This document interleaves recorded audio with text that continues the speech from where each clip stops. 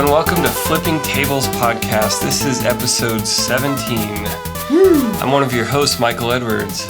I'm the other host, David Lyons. And we are going to talk about games. But before that, some follow-up. We do have some follow-up. Yeah, do you want to kick off our follow-up?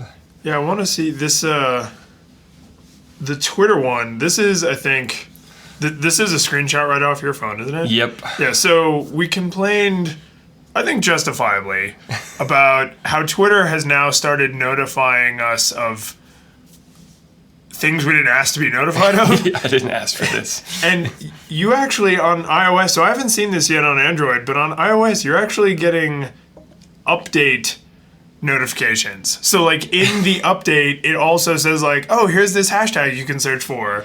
So this one's for, it's like, you need to update Twitter, also search for the World Cup hashtag. Yeah, I'm just like, are you kidding me? I'm just like looking at the notes for your app update. Like, usually it's like bug fixes or added this new feature. Right, and despite your wacky phone case, you do not strike me as a soccer person. Now I have to post a picture of my phone case. Have you ever played a game of soccer, watched a game of soccer? I don't think I've ever played a refereed game of soccer. Yeah, so there's no reason Twitter should be like, you know what he wants to know about? The World Cup. So that means they're just throwing stuff against the wall. This is how deeply the MBAs have taken over Twitter, because they're like, no stone unturned, we can sell ads at any corner of our user. Like, pretty soon, like, if there's any open source part of Twitter, I bet they'll start putting ads in the comments in the code. Bootstrap. Yeah, Bootstrap's going to have ads in the comments. So just terrible Twitter, like, unacceptable, embarrassing, what the hell. Yes. And then the other one, I actually don't remember. I guess it must be, I saw it on The Verge's Google Plus page, but somebody made a supercut of table flipping. So it's like a 20-year span of every table flip this guy could find. And aside from the fact that it's appropriate, I just think it's particularly hilarious because a bunch of them are from a movie about Jesus. And a bunch. Is it all the money changer? Like, yes. When he goes to the church? Yeah, exactly. So I have to admit my biblical scholarship not great, but I don't remember ever hearing anyone say, like, and then Jesus ran in and turned over a bunch of tables. There's only one story I know of, and that's a bunch of businessmen were like setting up at the synagogue and like taking over with. Yeah, I mean, I know the kind of the story of the money changers, and he was pissed, but did he really go in and was just like, screw you guys, get out of here? So that's kind of cool, I guess, but just seems out of character for Jesus. But then there's also, I've seen things like apparently he fought dragons and other weird stuff. That one's a little more apocryphal. But I want it to be true. I want there to be a part of the Bible where Jesus fights a dragon and wins. True. It's got to be like 80s hair metal album cover where Jesus like has the sword and lightning is striking it. Would this be like Swedish blonde Jesus or just any Jesus? Dark African Jesus? I guess it depends on the part of the world you're in. So when the Bible gets released in like Africa, when the Mormon edition Jesus comes out, yeah, when it's Swedish. And then it's Swedish blonde Jesus. We're just gonna try to offend everyone today. Yeah. We're off to a banging start then. Speaking of, oh my God, such segue. So very transition. So E3 is this week. Oh, yeah, and I think we were talking like, do you remember the exact year? We can narrow it down to just year. What year did you stop being like, yes, E3? Oh, I don't know. Was it even recent? Probably when Wii Music happened. Oh, Jesus. So what was that 7 years ago, 6 years ago? You're just like, are you kidding me? But at least that was like a game quote, air quotes, game we hadn't seen before. Well, yeah, just because the game ended up being crap, you could still have been like excited, right? Yeah. I don't know, probably the 5th or 20th time it was just like Call of Duty, now with more explosions. Yes. It's Michael Bay, the conference. It's Dudebro Shooter 2014. Yeah, Dudebro. Which I was never into shooters. Like, I never played them as a kid. I never really I played like Portal and the new Fallout games, which are Portal is not a shooter; it's a puzzle game. It is a puzzle game, but I mean, even, with a shooting mechanic. Yeah, just the very fact that it's like FPS style. Yeah. Like I played Portal, but I never played all the way through Half-Life. But the closest thing to an enemy in that game are the turrets. Yes. And they don't chase you. Yep. There's no cover mechanic. There's no. I guess there is auto healing, but health isn't really doesn't matter in that game. Yeah, you don't know how much health you have. And then in the new Fallout games, you have the VATS targeting system where you can just pause the universe, all like Zach Morris style, and be like, I'm gonna shoot him in the face. Yeah, I think the face, 97% chance. Yeah, so that's. I mean, it's a first-person shooter, but they also give you an out because the old Fallout games were RTS games. So. Like isometric, I think. Yeah, they were that old-fashioned 3D, which I love, that top-down kind of style. So the fact that E3 is now almost exclusively Dudebro Shooter 2014. Oh, and another thing, I don't really play games online. Oh, you're screwed. Yeah, so they're like, shooters, and I'm like, and they're like, multiplayer, and I'm like, you're not really. There's nothing wrong with those. It's just they're not selling anything that I'm buying. And I follow Joshua Topolsky, the Verge dude, on Twitter, and he was tweeting about it. He was just like, "Can video game characters hold anything besides a gun or a sword? Like, come on, industry, can we do something else?" Yeah, I feel like those games are always going to get the most press because they are the undisputed money-making champs. And they're the summer blockbuster of games. Yeah, they're the Wolverine Origins. It's like everybody kind of admits they suck, but they still go see it 6 times and then buy the Blu-ray and a bunch of T-shirts. And ask for another one. It's kind of like, I'll link to the video if I can find it. This guy, Matt Pat, on YouTube, does a series called Game Theory, and he did a whole study of like, why do we not reward innovation? Like, if you talk to gamers, they say, we want innovation, we want new ideas. And then if you actually look at games that are innovative and have new ideas, they sell like garbage. Yeah. And rehashes and reboots break records time after time. Every Call of Duty has done better than the previous Call of Duty.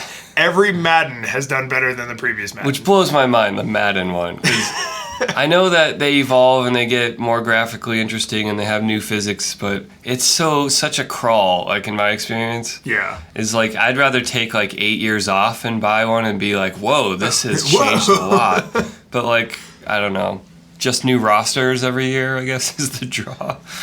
Yeah, I was actually blown. The biggest thing with Madden that blew me away was somebody, and I have no idea who, so I'm sorry, person, but someone some time ago made the comparison that the newer Madden games are just Dudebro RPG because the newer games, you are actually like the manager of the team. You control the players, but your role as player of the game is like team manager. So you tell the characters which things to train, which modifies their stats. So it's like, you go do sprints because you're a running back, and like, you work on your throwing because you're the quarterback. So then the quarterback won't get as fast as the running back because he's doing different. That's a freaking RPG. Yeah, there's what opportunity cost, all the things. Yeah, there's just.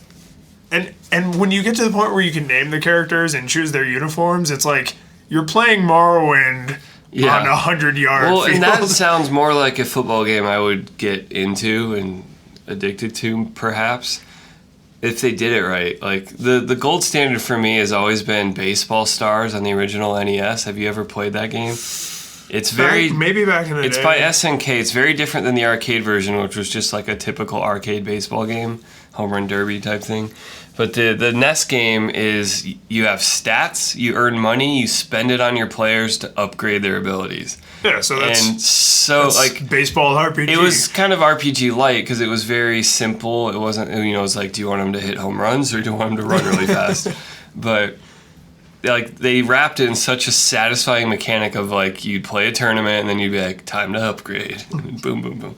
And I have very little hope of ever getting a game like that again because, number one, that was in like the golden era of like Japanese developed baseball games that had no association with Major League Baseball, and we're just kind of like, the only goal is that this is fun.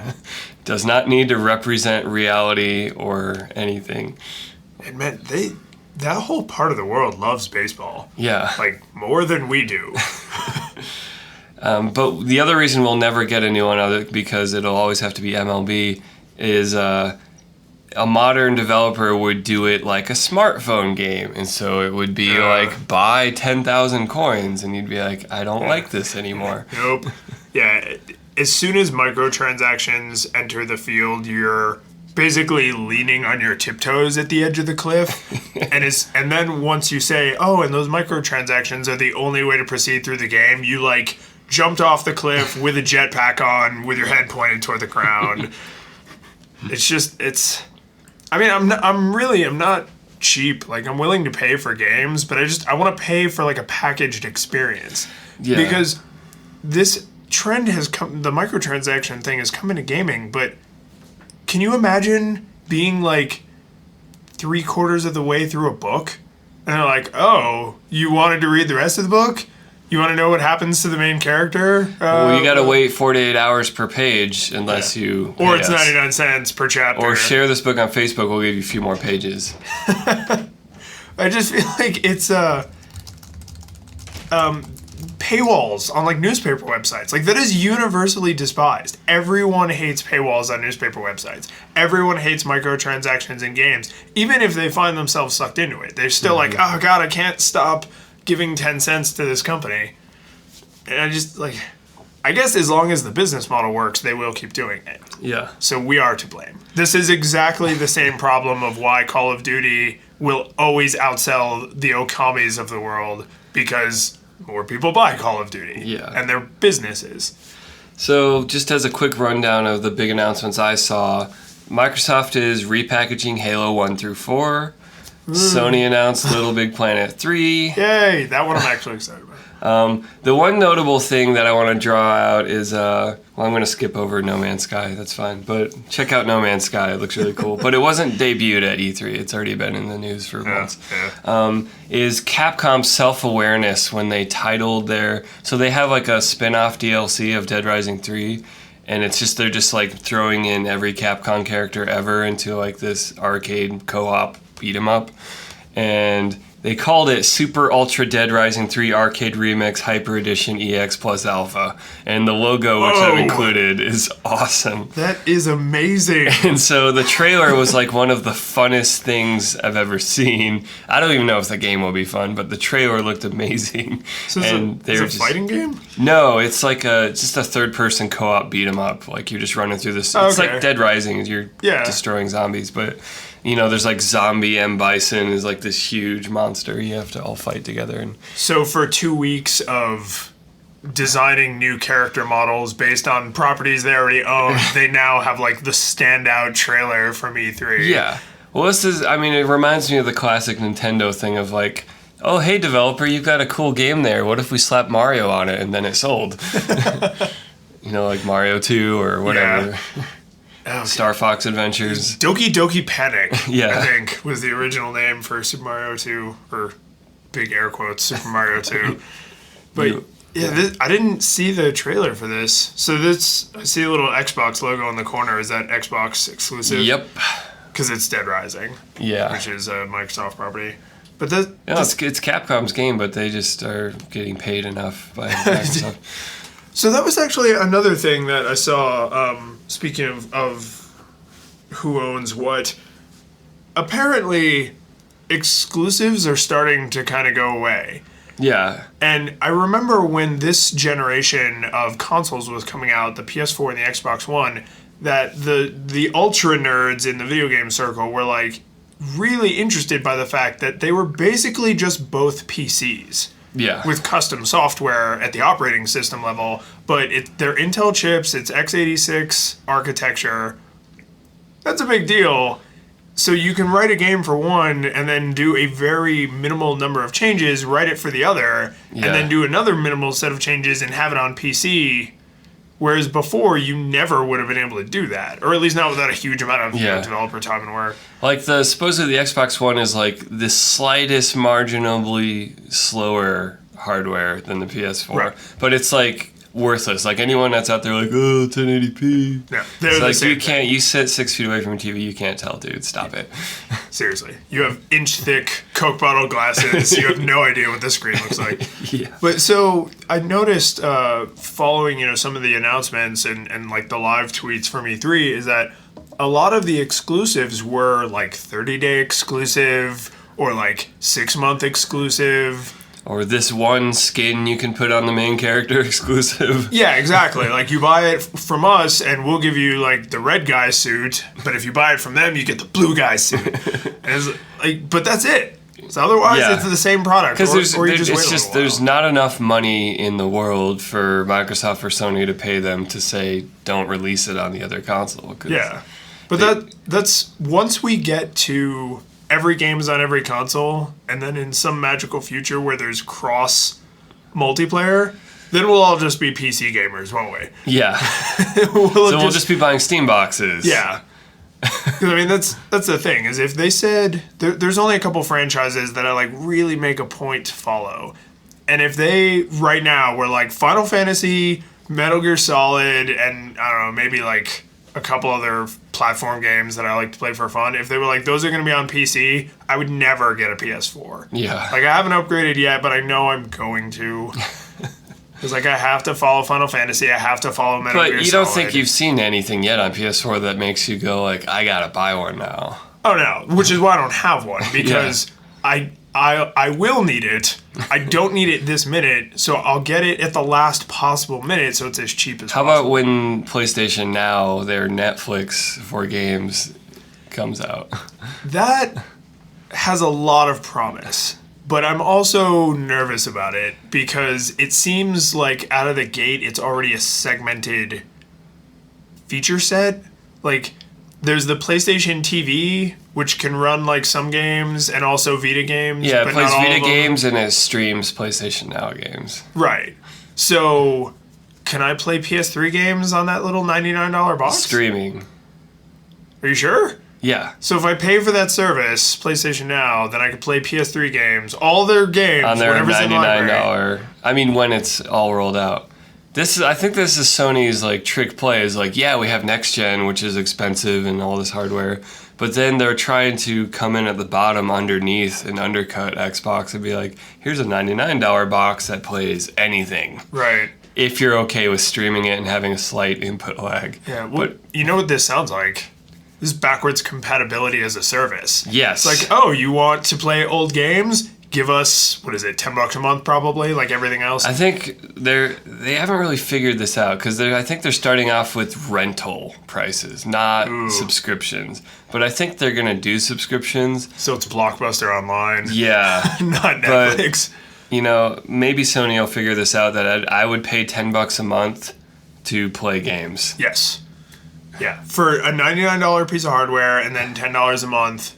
And I'm not talking $10 a month to like, oh, we have like a library of 30 games. Everything. Yeah. Give me every single PS1, PS2, and PS3 game that you have the license to give me. And even if like the network lag makes Street Fighter not as fun, I'm just looking forward to every JRPG I skipped or want to play again because turn-based shit is going to work great. Yeah. Well, and this, actually, it's funny you should say JRPGs because this sounds like an opportunity to say like, oh, remember all those games we didn't localize 10 years ago on the PS1 because the PS1 was still like kind of getting its feet? Here they are.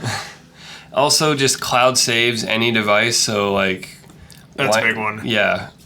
Will PlayStation Now work with the Vita?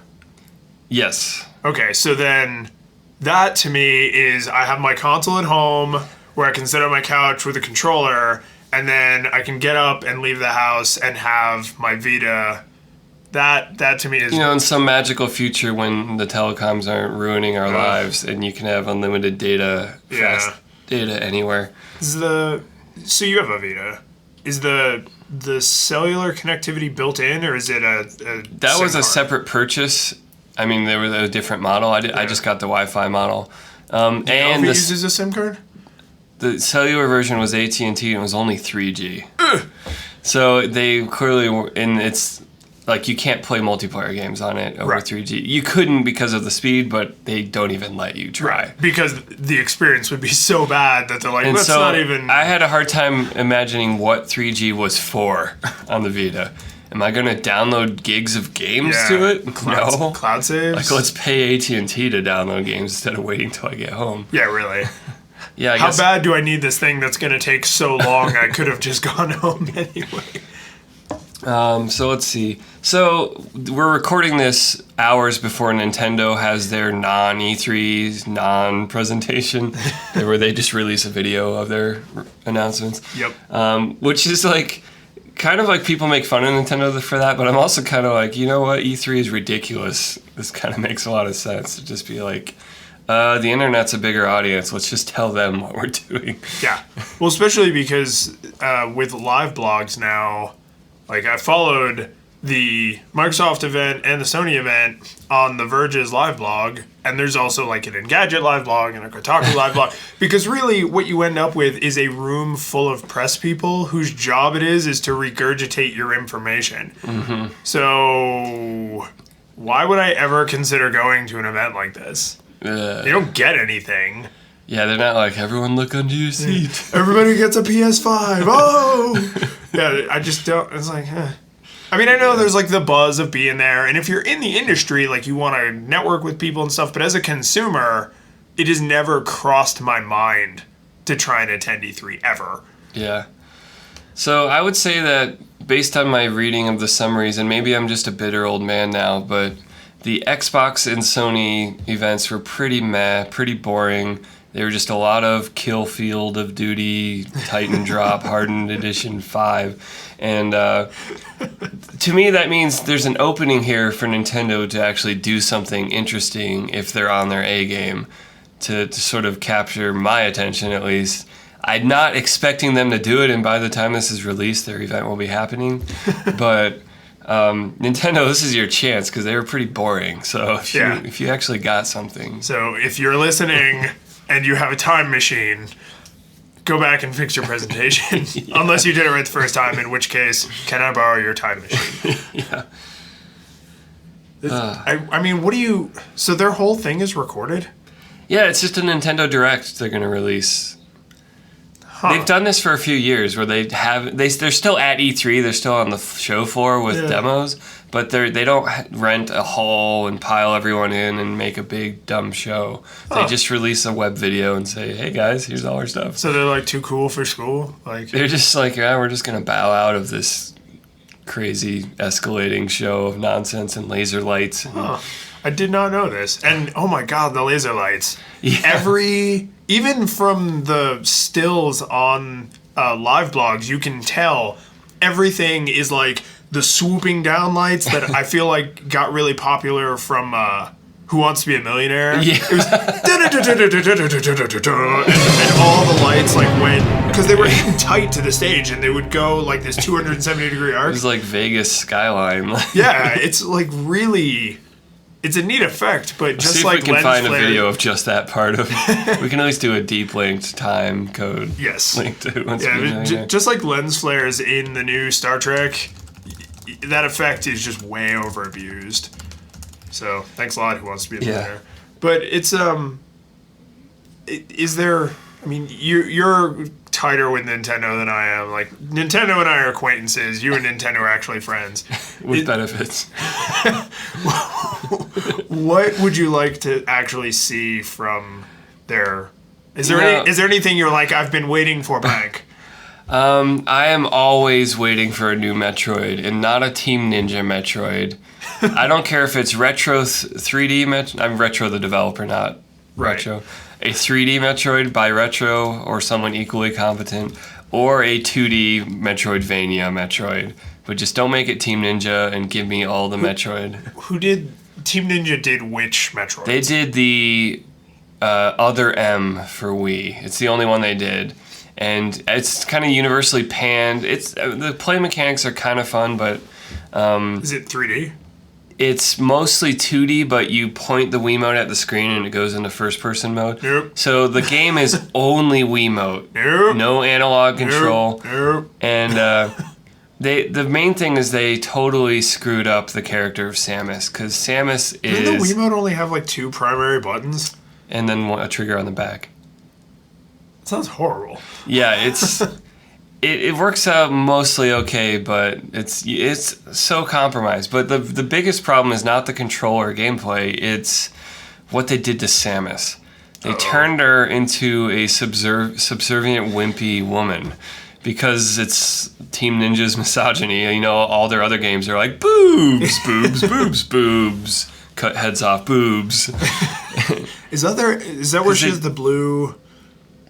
No. That's Zero Suit Samus. No, I mean, it's the regular suit, but the sleeves are blue.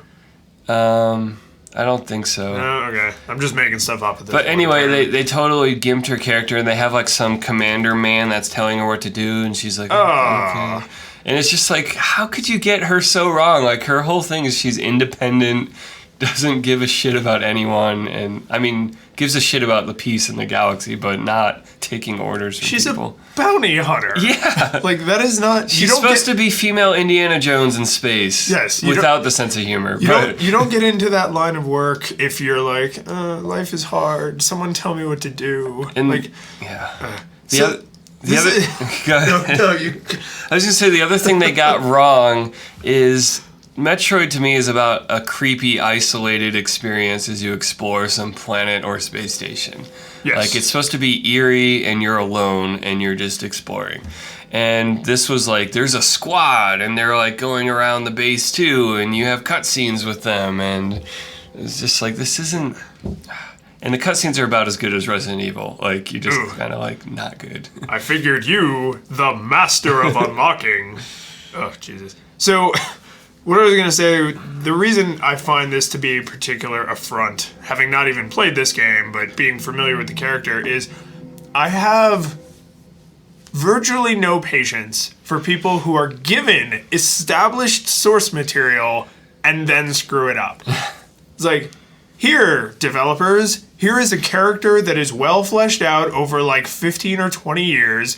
All you have to do is make new maps and have her run around and shoot things and collect new kinds of ways to shoot people and make some of the jumps more difficult than the other jumps, and people will eat that shit up. Yeah, I will buy it every time you release it. Yeah. And yet, somehow, now, the devil's advocate side is like, well, they were trying to do something new with the character. It's like, okay, yes, you're right, but if those new things you're trying to do totally fly in the face of the established canon, just make a different game. Yeah. Like, if you Dudebro Shooter 2014. Yeah, exactly. Like, I think the Prime games are a good example.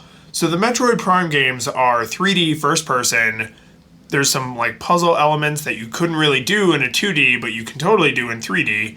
So like that's taking an established character and putting a new spin on it. Yeah. But taking like, independent solo experience where you're alone because you're the only one who has, the bravery and the skills to go out to the deep reaches of space and do the job, and then there's like a bunch of buck privates with you. It's like, then why is Samus even there? And so like one of the big, this breaking of it goes so fundamentally deep, because the other big thing in Metroid games is either you start out with no powers or you lose them early in the game just so they can have the gated mechanic of, I really want that energy tank, but I can't jump up there yet. And instead of environmental barriers that sort of, air quotes, naturally prevent you from getting these things, it's your commander doesn't let you use missiles yet. And then the commander says, okay, Samus, you can use missiles now. So, like, you have them. Yeah, and she just won't use them because he didn't tell her she could. Oh, my God. So this is how deeply they broke Metroid. The M is for misogyny. So I didn't know this was going to turn into Metroid, the show, but I love Metroid. I want good Metroid. But, I mean, this is part of the paradox of, like, Nintendo, give me the same thing over and over, please. How come Nintendo never innovates? Yeah. Yeah, I guess asking for Nintendo to give you their latest Dudebro shooter is unfortunate because they are the company that tries their crazy Dudebro stuff. shooters are so good. They are. Not their Dudebro shooters, but they're rehashed. Well, yeah, 'cause, I mean, they definitely... Mario is their Dudebro shooter. Yeah. Like, the newest one, is it 3D World? Yeah. Is fun, but, I mean, it's Super Mario Galaxy, but you can turn into a cat. And that is enough. Like, that's... Kick soccer ball bombs at a car. Yeah. But like it's Mario. That's enough to make it funnable. I guess the big difference for me is the Nintendo has never been shy with, especially with Mario and to a slightly lesser extent with Legend of Zelda, saying like, hey, you know that thing you love? Here it is again. Like, you know that you had an apple pie last week and you thought it was good, so I baked you another apple pie because you like apple pie. But with like sports games, with Dudebro shooters, like they act like every time they've somehow totally revolutionized the genre. It's all new. It's the difference between like Google marketing and Apple marketing. Like Google markets like Nintendo, like, hey, we took that thing you liked and made it better. Whereas Microsoft and Sony market like Apple, and they're like, this is the first time we've ever done this. Except for all the other times. But this time. I also just get the picture of like Nintendo's like drops a pie off and it's like, if you want it, go ahead and eat some. And the other ones are more like stuffing in your mouth. Like, you want some apple pie or some apple pie? Take some apple pie. DLC. I don't know. So we sat down this weekend and we played Mario Kart 8 for like an entire day. Yes. And that's an excellent way to spend a day. Like, there was very little about that game that was cutting edge. In fact, I can't nothing. think of anything that's cutting edge about it. But, I mean, I've been playing Mario Kart practically my whole life. Like, a game came out when I was like 92. 92, so it was like 7. And it's... I went into it distinctly, not with like low expectations, but distinctly thinking like, how different could this be? Like, this is the 8th Mario Kart. What could they possibly have introduced? And there were just these tiny little things that I was like, oh that's cool. 'Cause it's like, so there's parts of the track that are inverted, so they turn your tires into little hover wheels, like all Back to the Future style. And when you're in hover wheel mode, if you collide with another player, it accelerates you instead of slowing you down. Which doesn't make any sense, but it's a nice game mechanic. Yes, because it forces you to be aware, am I in hover mode or am I in driver mode? Because that changes the way you interact with other people on the track. Yeah. I was like, it's not revolutionary, but it's borderline It's a nice turning on its head of like, normally you don't want to hit other characters ever unless you can like bump them off the side. Yes. And now it's like, no, now for this part of the track, we want you to hit each other. Yes. And the customization, so as far as I know, this is the first Mario Kart where you can like really change the Wii to that the level. Wii one, could you do a little bit? In the Wii one, you had a few different types of vehicle, but not like this. Yeah, this is vehicle, wheel type, and glider. Gliders.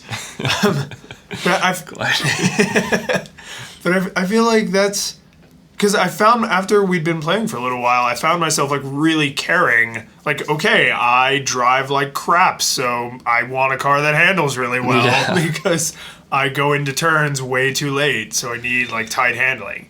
You know, whereas like if you know the tracks forwards and backwards, you're like, no, all I care about is speed. Like, I'm never going to collide with anything, so I don't need acceleration, and I drive really well, so I don't care about it. So it's like, I don't want Forza, you know, where you actually tune, like, the amount of oxygen that's allowed into the engine. I mean, it's that real. Like, I don't want that. If I wanted that, I would just go drive a real car. I want to throw shells and banana peels and superstars. And so the only other big change I can think, which is not a revolution, is while they didn't remove the blue shell, they at least gave you a sometimes defense against it. Yes. And actually, the sometime defense against it also has like a secondary use of it just like disrupts other people near you. So that's like, oh, you know that thing that's universally hated, the blue shell? Like, we listened, and we didn't just make it go away, because that's really what most people wanted. But it's like, here, like, okay, we'll meet you halfway. Like, Yeah. now there's at least, it's a rare weapon, here's a rare shield. Mm-hmm. So I don't know why I feel like I could probably be described as a hypocrite that I just eat up Nintendo's rehashing and sequels and then make fun of the rest of the industry for doing the same thing. Because I think it's all in the mood and, like, the marketing of it. Like, Little Big Planet 3 was announced for the PS4. Not a game that would make me buy a PS4, but if I had one, I would definitely get Little Big Planet 3. And one of the things that sets it apart from the first two is they're actually different sack people. Yeah. And they have different abilities. And you can play any of the levels from Little Big Planet 1 or Little Big Planet 2 that people created. Which means now, that level that the person made that had this puzzle that had to be solved in this one and only one way, now you might be able to beat it in this totally, like, backwards way using one of those characters' new powers. Yeah, because one of them can, like, hover or something. Yeah, one can wall can, jump. Like, yeah, like wall run, and the other one, I think, can, like, hover, like, Princess Toad style for a little bit. But that's, like, it's just like, oh, here's these old levels, but you could play them in a slightly different way. This is why people still continue to remake World 1-1 from Super Mario in every game engine ever. Yeah. Because it's like, well, yeah, but what if you could play through that world with a portal gun? Or the grappling hook from Bionic Man. I've even seen, like, custom maps for Half-Life or other shooters that are just first-person Mario World 1-1. Yeah. It's like the hello world of game level design. It is. That, and to a much lesser extent, To be fair, sort of like the Mega Man X conversation we had, first levels in Mario games are really good at teaching you what happens in a Mario game. But I feel like that is a kind of nostalgia goggles I'll take. Because that's like, here's this old thing that we're putting a new spin on. Not, here is the definitive version of this thing. You played Killzones 1 through 6, but Killzone 7 will reinvent sitting behind a box and shooting people. I don't feel And it. following waypoints on a map. Grand Theft Auto is another great example of this. It's a serious game, but it knows that it's a huge joke, and it's really self-aware. So it's like approachable. Yeah. You know, even though every Grand Theft Auto is basically the exact same game, they have interesting stories, and the humor is there. Yeah. So you put up with waypoint, No, waypoint, a great fire, comparison fire. is Watch Dogs, which has a lot of Grand Theft Auto style mechanics, driving around a living city, doing missions at different locations. And that game is so serious, like a heart attack, that it's just ridiculous. And, you know, the voice acting can't save it. It's not even that great voice acting. So it's just... Yeah. I don't understand this main character's motivation. He's got a little device. He can hack anyone and ruin their lives. And he's just a jerk. And he's supposedly trying to protect his family. But... the game has really nothing to say. Like, it could have all these interesting things to say about surveillance and it just totally misses the boat. No, like, NSA commentary. Only as a form of gameplay, it can make you reflect on, like, wow, I can do really awful things to people with this power. But not in terms of the storyline. Like, nothing the writers did is interesting about it. There's a side note from... because we were going to talk about some game sins, but it turns out E3 had plenty to complain about. No surprise, really, but in the newer Infamous games, they have taken the branched story and pushed them so close together that it's a joke to even say you're making moral choices, because it doesn't change the story in any discernible way. It's like you can be red evil guy or blue good guy, but the story goes pretty much the exact same way. Then what is the message here? It's almost a worse message of like your moral choices make no difference. You can murder an orphanage full of babies, or you can save a bus full of nuns, and As long as you get to the end of the game, doesn't matter. that is still the same thing. So I noticed one of the games that they're re-releasing that you threw on the list that I'd completely forgotten about is Ratchet and Clank. Yeah. And it's not Insomniac that's doing it, because Insomniac isn't a Sony developer anymore. isn't it just, it's just an HD re-release, isn't Yeah. it? Yeah. So it doesn't matter who does it. Right. Or I hope not. How do you screw up, make the textures sharper? But I hate to say, if there's anything that would make Susan talk me into buying a PS4, it's that. Because as I am to Final Fantasy and Metal Gear Solid, she is to Ratchet and Clank.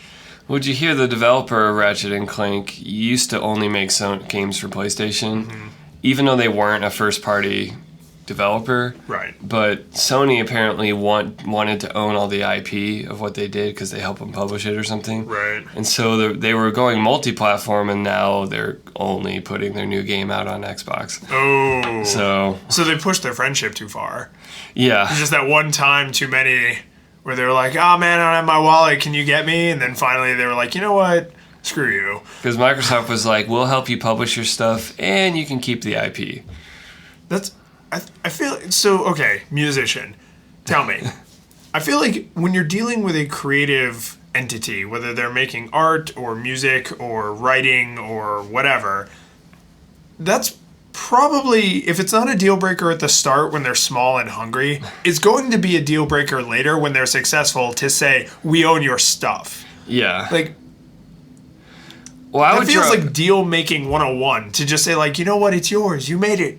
Yeah. Well, I would draw the line. I think it makes sense for a new IP to let the developer own it, or that would seem reasonable to me. But if it's like Nintendo's like, we want to have an interesting Mario game that we let another talented developer make. They're not going to give them Mario. Yeah. But that's different. That's like, we have this established IP and we just want some interesting people to cover our song. Right. And that's how you get the CDI version of right. Was it Mario's Missing? No. The puzzle one it's Mario, but whatever. But it was bad. There's so many. But Nintendo's had some good games by handing their example we already talked about was when Retro developed Metroid Prime. Right. It was awesome. Yeah, Hotel Mario. Yeah, that's only one of them. There was another one. But this is the one I was thinking of, though. Yeah. And it even has the Mario 2 obviously ripped off cover art. Jesus, Phillips. Do anything yourself. But that does bring one of the things I've noticed, it's not just sequel-itis. Like, it's not just E3 is tons of Dudebro, the new edition. It's re-release of the old one from 2 years ago or less. In HD! With even though the old consoles were HD too. But it's like, we cleaned up the textures a little bit and maybe the frame rate's a little better. Buy it again. $60. See, it was that last point. That's where I draw the line. If this new Ratchet and Clank, let's say I have a PS4. Oh, it'll be $60. Exactly. If they come out and they're like, it's $25, then I'll be like, dude, no question. Because I'll enjoy it. Susan will enjoy it. It's a company that I like their products. So you know what? Here you go, guys. $60, full price for a game I already played that was in HD the first time. Especially in that particular case that has cartoony graphics that doesn't really benefit from being retrofit. Is like I'd rather a high frame rate than Now on the other hand, there is eventually a time where if Konami said, we're going to take the Metal Gear Solid 5 engine and re-release a shot-for-shot remake of Metal Gear Solid 1.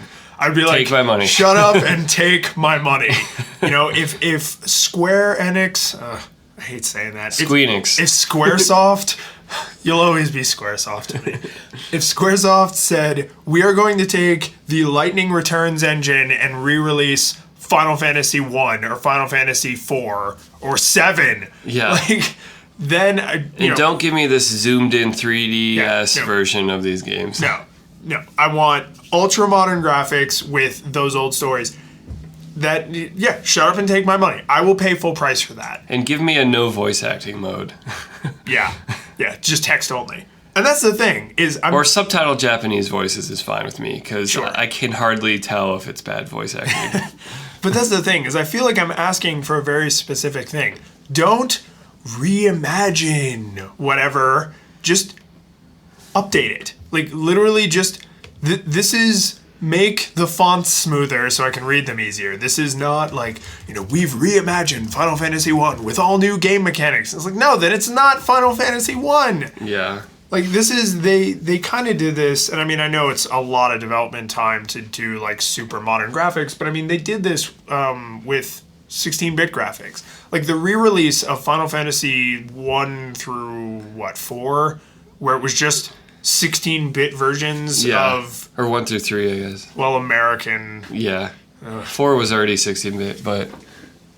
Yeah, so I guess it was 1 through 3, the Japanese 1 through 3. But they just updated them to 16-bit graphics. They changed a couple game mechanics that were broken. Like the PSP versions of them were like better than 16-bit graphics, but still widescreen, but still 2D sprites. They were just like it was like they wiped the blurry gloss off of it. Yeah, and they took the like in Final Fantasy 1, the original one famously had a bug where if you attacked an enemy and then that enemy died, you would just swing at the empty square. Yeah. And it's like they fixed that. It's like that, that's an acceptable and it change. had a dash button.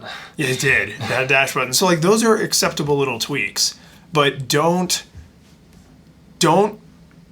just take what you had, repaint it, and then charge me full price. Like, you need to take something and really make it impressive. Like, going from Final Fantasy VII to Final Fantasy XIII graphics would justify a full price game. Yeah. Going from Ratchet and Clank to slightly later Ratchet and Clank, it's too cartoony. It doesn't benefit from the update. It's like, for years I went without an HD television because all I ever watched were cartoons when HD was new. So it was like, The Simpsons is not going to look any better on an HD TV. It's just not. It's flat yellow and black lines. Like, how much sharper could it possibly look?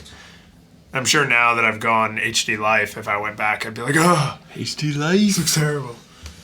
Yep. So, I don't know. I guess we're giant and total hypocrites. But I feel like there is some crucial difference. And I think it's marketing. So it's like... a new Mario is different from a new Call of Duty. And the whole difference is like a marketing self-awareness. Yeah. Well, I also think for some reason we've been watching the TV series of Fargo, which I don't know if you've ever seen. Based on the movie? Yeah. Okay. And you're skeptical as you should be when you're like, what? You made a TV series out of a well-regarded movie.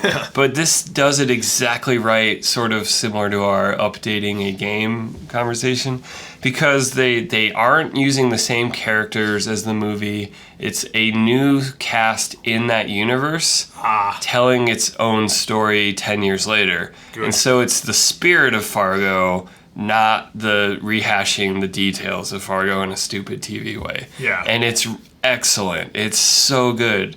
And they're taking the True Detective format, or they call this anthology format, where it's every season is one story that ends at the end of the season. Huh. And then if they do another season, it's a new story, new characters probably. So then you always have a known beginning and a known ending, so you never go off on rambling tangents. And exactly, crazy... which is a plague in American television, which is prone to 20 seasons of crap that doesn't go anywhere. Yep. But the other thing is, by having a single season that your cast has to commit to, you can get actors like Martin Freeman, Billy Bob Thornton, Adam Goldberg. Well, he's not A-list, but I love him, so I had to mention him.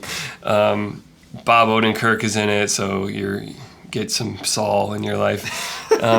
It's so good, and I won't spoil anything, but like, I don't know. I've been watching more TV than ever in my life because we're sort of in what I feel like is a new golden age of like amazing shows. So I finished Breaking Bad and I finished True Detective, and I'm like, what am I going to do with myself now? And then Fargo was like, okay. You watched Sherlock? Yeah. BBC, right? Yeah. Well, yeah, to be fair, there are like 50 iterations of Sherlock. And to be fair, I'm talking about the American Sherlock looks like it sucks as far as I can tell. Yeah. I think House of Cards is the only example that leaps to mind of a British show that the American version is so superior. That's because it's like early 90s British television. Yeah. And so it's all like weird royal music, and it looks like a stage play. And The Office. You think the American one's better? Yes. But at least in that case, the British version is really good. Which I know. No, that's fair. It is really good. I just prefer the American one. So I guess that's not quite the same, where it's like one's terrible and one's great. Well, except I guess the internet thinks that the British House of Cards is really good, but I couldn't do it. You're wrong, internet. All the not aphorisms, all the idioms that were being spoken. Like someone described someone as a backbencher, and I was like, I have no idea what's going on. I don't know what you're talking about. Yeah, if you have to sit there with like your American British English dictionary and you're constantly furiously translating. Rudy Tooty point and shooties. you need it would be amazing if they did subtitles in American English. So you're watching in English and they with say English "Force you subtitles. fun time" and then they subtitle. Yikes. I guess, yeah, that would be something that happened in House of Cards. So I think we've ripped on E3. Not enough, but we've gotten part of the way So there. retroactively, I hope Nintendo nailed it, but I'm not expecting them to have. Do you want to... So that's your bet? Is total fail or just meh? I don't think total fail. I bet there will be at least one thing that looks good, but... Super Mario 4D World? The question is, will it be for 3DS? Because that's their only successful system right now. Ooh, yeah. So you think, are they going to try and prop up the Wii U? They gotta do something. I bet they'll show something about a new Zelda. They have to. Yeah, they're behind, aren't they? Because there hasn't been a Wii U Zelda. Just the Wind Waker remake. That doesn't count. That's nostalgia money. Yep. Which to be fair, half is their what income. keeps the machine going for them. But yeah, so I don't know. I don't know what would. I guess a new Zelda and a new Metroid would. They're probably going to talk about Smash Brothers. Yeah, they show like, that, but they've already shown. Yeah. Have they shown actual gameplay of the Wii U Smash Brothers or just characters? Well, to be fair, they never do FMVs in modern the fight scenes. Oh yeah. So because they're built in the game engine, so it may not be live gameplay, but it's always like gameplay. Yeah. Kind of like Metal Gear Solid cutscenes. Yeah. They're not gameplay, but they're sort of gameplay. Hideo's a huge fan of like that little subtext that's like all screens taken from gameplay footage. Yeah. It's like, we get it, your engine's awesome. That's cool.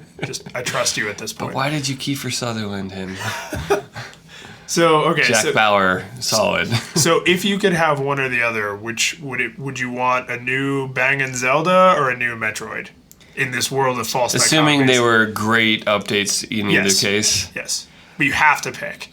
And then the other character will be thrown into a pit. God. I can't. This is Sophie's choice. I guess Metroid, because I haven't had a new one since the last Prime game. Which is, God, what? Like 7 5 years or old? 6 years ago.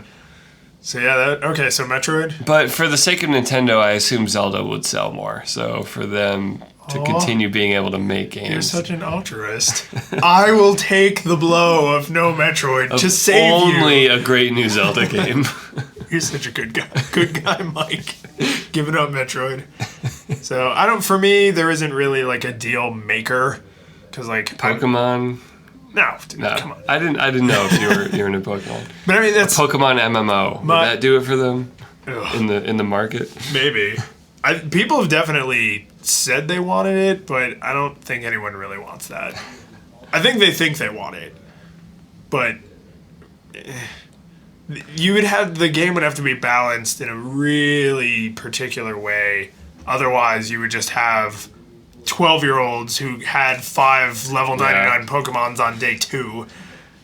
Yeah, well, just for the scope of how hard Nintendo has it, Mario Kart Wii U, Mario Kart 8 is the best-selling Wii U game. Like, it's selling, millions of copies. Will be the worst-selling Mario Kart game of all time. Whoa! Because their install base is so bad. I'll find the article. I think Polygon had it. They had a chart of the sales of Mario Kart, and it's always one of their best-selling games because it's like crack to people. Right. And yeah, it's going to be the worst-selling Mario Kart ever.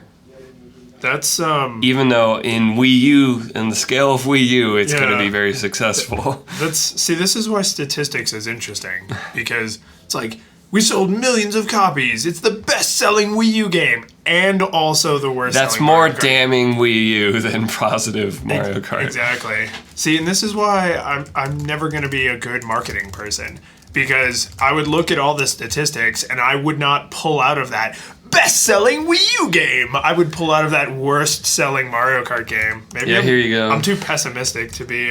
So I'll put that in the show notes. Yeah, this is. Oh man. This is just weird to think of it this way, but it's very damning was exactly the right word. That's how much of a bind Nintendo's in. They just laid off a bunch of staff in Europe. Oh. I know we're out of time, but... Sorry, Europe. Okay, so we're going to end on this sad Nintendo is, in fact, actually doomed note. Unless today they come out with new Zelda, new Metroid, then that will, like, totally... I will always buy their games until they're gone. Really, if they wanted to make new products that, not just continually resell Super Mario Brothers, I think new Metroid, new Zelda, and Pokemon MMO would be their best, chance to say, these are the games that are going to make you go out and buy a Wii U. Yeah. Because...